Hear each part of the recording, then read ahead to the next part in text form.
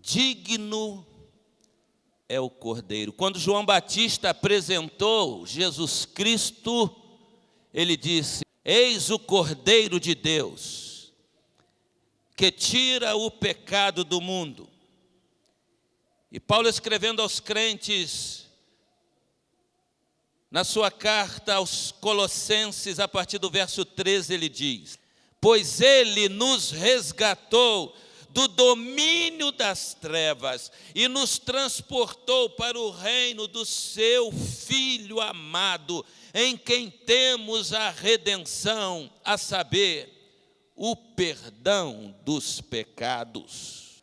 Num culto como este, uma mulher que se dizia ateia, após o culto procurou o pastor com as seguintes perguntas: ah, pastor, pelo que eu ouvi o senhor falar, eu te pergunto, tudo que existe então, existe em Deus? E o pastor disse: sim, tudo existe em Deus, só em Deus. Nada existe fora de Deus. E ela fez uma segunda pergunta: e todos nós somos pecadores, pastor? E o pastor disse: todos nós somos pecadores. Uma terceira pergunta: pastor, e Deus é justo, pastor? Deus é justo. Uma quarta pergunta: pastor, Deus é santo? Deus é santo, respondeu o pastor. E por que é que quando o homem pecou, então, Deus não aniquilou toda a raça humana? Se tudo existe nele, se ele é justo, se é santo, se o homem é pecador, a santidade e a justiça de Deus não podem compactuar com um ser pecador. Aquela mulher, de uma forma sagaz, queria pegar traiçoeiramente aquele pastor. E ela teria pego. Porque, humanamente falando, não há resposta. Ela simplesmente se equivocou por desconhecer de um fator apenas. Que quando Deus criou todos os seres, todo o universo, e num tempo que é fora do nosso tempo, Deus detectou que algo de errado havia de acontecer. Deus detectou que algo de errado havia de acontecer milhares de anos após. E foi exatamente isso que aquela mulher ignorou. Que Deus não é como o ser humano. O ser humano, depois que acontece o erro, ele procura consertar. Os próprios cientistas, só depois que sofremos algumas mazelas devido a catástrofes, ou devido a algumas doenças incuráveis, é que eles vão correr atrás do remédio. Os cientistas estão lutando para descobrir o remédio, o medicamento que vem a erradicar a AIDS. Eles estão fazendo pesquisas. Mas com Deus não é assim. Deus dá o remédio antes que o mal aconteça. Antes. E na criação, Deus detectou algo de errado vai acontecer. E esse algo de errado era a desobediência do homem. E não pense você, como as pessoas passam umas para as outras, que o pecado de Adão e Eva foi apenas pegarem uma fruta e comer. Não. Adão foi um ser criado à semelhança de Jesus. Adão foi criado acima de todo ser criado. Adão foi criado para com Deus reger toda a terra. E quando o diabo tentou Adão e Eva, ele não estava apenas querendo que aquele casal desobedecesse. Lúcifer sabia muito bem que com a desobediência do homem, ele colocaria toda a criação de Deus a perder. Tudo se perderia. Não era apenas uma questão de uma desobediência, de comer um fruto, mas a queda do homem seria a queda de toda a criação de Deus. E por isto,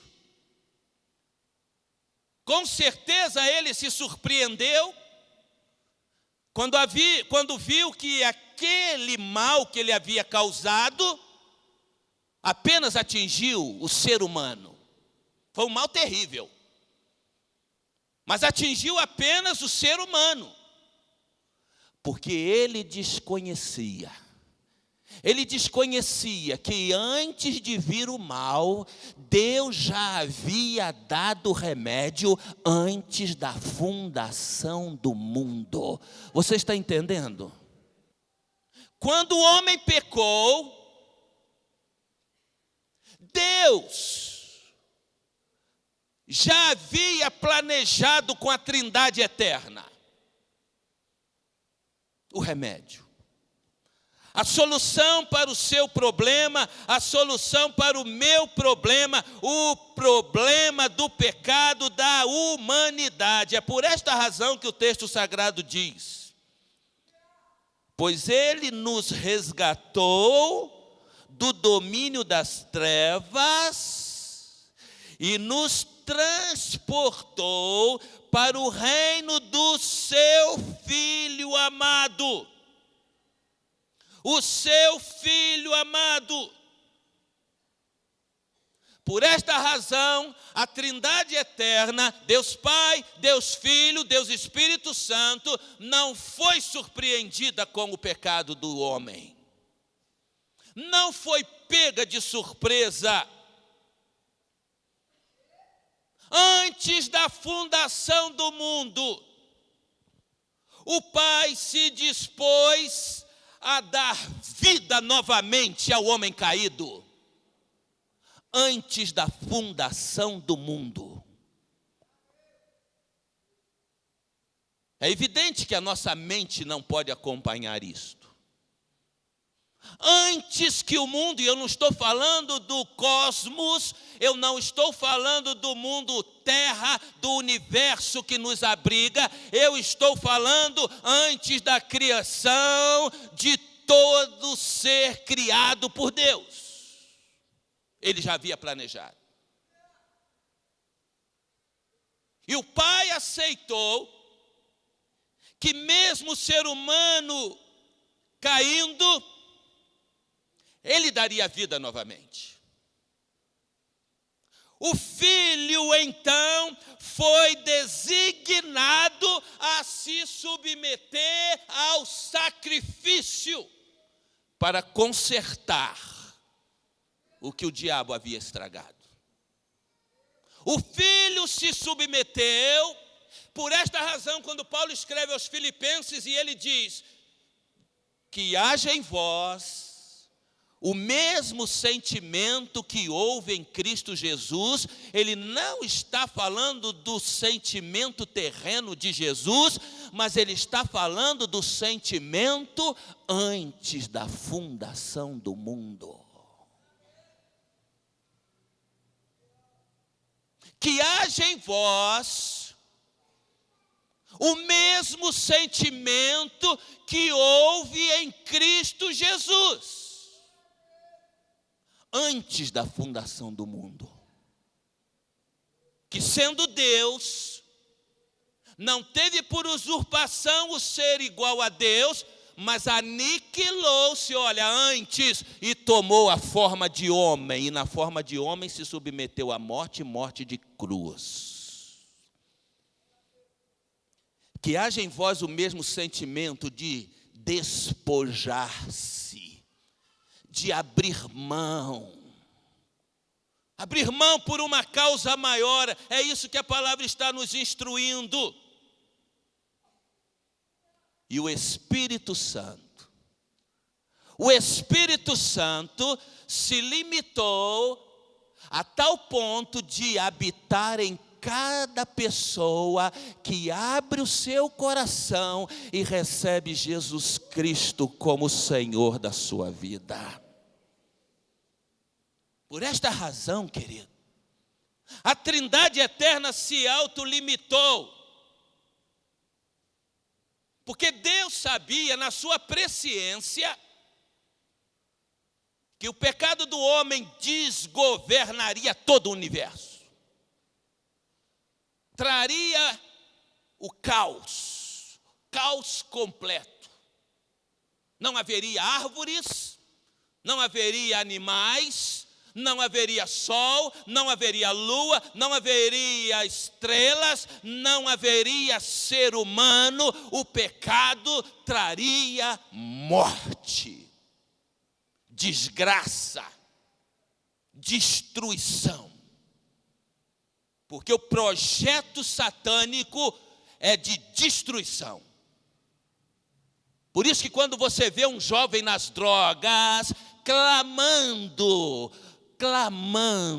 por uma pedra de crack, você pode entender um pouco qual é o papel do diabo: destruir a obra-prima de Deus. Antes da fundação do mundo, Jesus tomou a cruz por mim e por você. Ele carregou aquela cruz. Antes da fundação do mundo, aliás, eu prefiro dizer que ele a tomou antes da fundação do mundo, e ele a trouxe até cravá-la no Gólgota, no lugar da morte. Ele trouxe sobre si a sua cruz, a minha cruz, para colocar todas as coisas em ordem. Porque ele é antes da fundação do mundo. E Paulo deixa isso claro. Olha o que diz a partir do versículo 15. Ele, Jesus, é a imagem do Deus invisível. Ele é a imagem do Deus invisível. É o primogênito sobre toda a criação. Pois nele foram criadas todas as coisas, nos céus, na terra, as visíveis, as invisíveis. Existe um mundo de coisas invisíveis que nós desconhecemos. É o mundo da Trindade eterna, da luz eterna, onde só Deus habita, o Pai e o Filho. Ah, se nós pudéssemos entender um pouco da grandiosidade daquilo que Deus preparou para nós, ninguém ficaria de fora, meu amado. Ninguém ficaria de fora ante a grandiosidade do que Deus tem preparado para nós. E Paulo retrata isto. Nele foram criadas todas as coisas, nos céus, na terra, as visíveis, as invisíveis, sejam tronos, soberanias, poderes, autoridades, todas as coisas foram criadas por Ele e para Ele. Ele não está falando de coisas terrenas, Ele está falando de coisas transcendentes, do mundo metafísico que está além deste, o mundo de Deus. Todas as coisas foram criadas por Ele e para Ele. Ele é antes de todas as coisas, nele tudo subsiste. Nele tudo subsiste, sem Ele nada haveria. Sem Ele nada existiria. Em Jesus nós vemos a imagem do Deus que ninguém pode ver, mas você pode não só ver, você pode experimentar Jesus na tua vida, querido. Louvado seja o nome dEle. Louvado seja o nome dEle. O remédio foi dado antes da fundação do mundo. Ele é a cabeça do corpo que é a igreja. Ele é o primogênito dentre os mortos, para que em tudo tenha supremacia, pois foi do agrado de Deus que nele habitasse toda a plenitude, e por meio dele reconciliasse consigo todas as coisas, tanto as que estão na terra, quanto as que estão nos céus, estabelecendo a paz pelo seu sangue derramado na cruz. Por esta razão que João, quando tem aquela grande visão de Deus, e ele tem uma visão de Deus das coisas passadas, presentes e futuras. E quando ele olha para o passado e vê o homem caído na sua visão, e ele pergunta: quem é digno? Quem é digno? Ninguém é digno, ninguém há digno. Ninguém é digno de tomar o livro de Deus, onde estão escritos os desígnios eternos. Ninguém é digno de tomá-lo e de lê-lo. Quem é digno de abrir o livro de Deus? Quem é digno de penetrar no lugar onde só Deus habita? E na visão de João ele diz que ele vê aquele que sai do trono, sai para tomar o livro. Ele sai para tomar o livro e para abrir o livro. Ele sai de onde? João disse que tinha olhado e não via ninguém habilitado para tomar o livro, nem no céu, nem na terra, nem embaixo da terra. Nem no céu, nem na terra, nem embaixo da terra. Significa que há algum lugar que não é nem no céu, nem na terra e nem embaixo da terra. É o lugar onde só Deus habita, onde só a Trindade eterna habita. E Jesus sai do meio da Trindade e ele toma o livro e ele abre o livro num sinal de que ele é que tem autoridade para vencer em nome do Pai. Ele tem autoridade. E foi na autoridade do Pai que ele tomou aquela cruz. Ele tomou a cruz.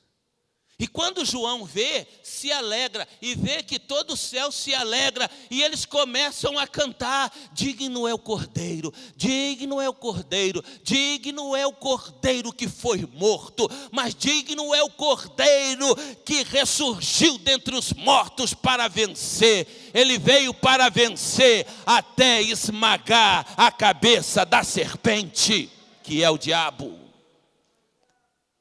É este Cristo que nós estamos aqui para celebrar a vitória dele, que significa a tua vitória, a nossa vitória, a vitória da igreja de Jesus Cristo. Ele é digno de honra, ele é digno de glória, ele é digno de louvor. A cruz reconciliou não só o homem, a cruz reconciliou o mundo com Deus. Por esta razão, ainda que a nossa mente não compreenda, mas Jesus a tomou antes da fundação do mundo. Então, meu amado, quando você decide seguir a Jesus, isso não é uma atitude religiosa, não é apenas uma devoção de algum religioso.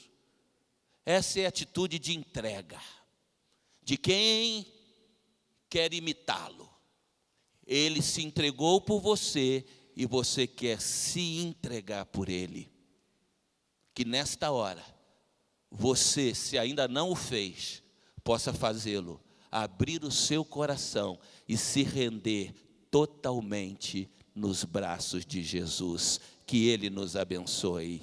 Amém.